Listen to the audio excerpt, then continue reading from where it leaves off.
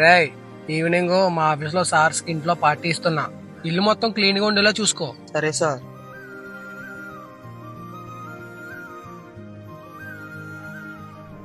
Sir రండి, sir రండి. రండి సార్, రండి కూర్చోండి.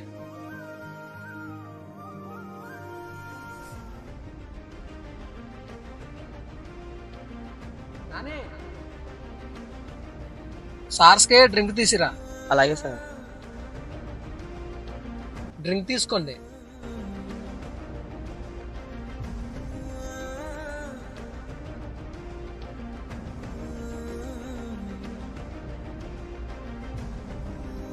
రేయ్, నువ్వు మాలా చదువుకొని ఉంటే ఏదో జాబ్ చేసుకుందావు కదరా.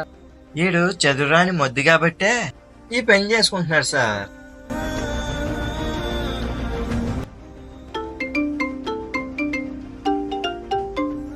సార్ 2 minutes కాల్ వచ్చింది. రా తమ్ముడు రా, వచ్చి కూర్చో.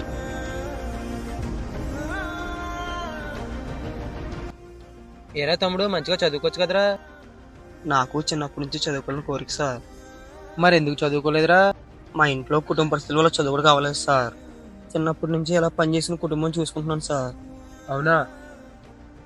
అవును సార్, అందుకే చదువుకోలేదు. నా పరిస్థితి తెలియకుండా చాలా మంది చాలా రకాలుగా మాట్లాడుకున్నారు సార్.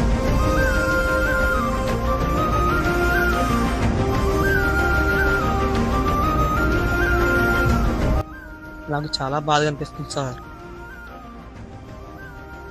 బాధపడుతుంది. ప్రతి ఒక్కరి కష్టం వెనుక ఒక బాధ ఉంటుంది.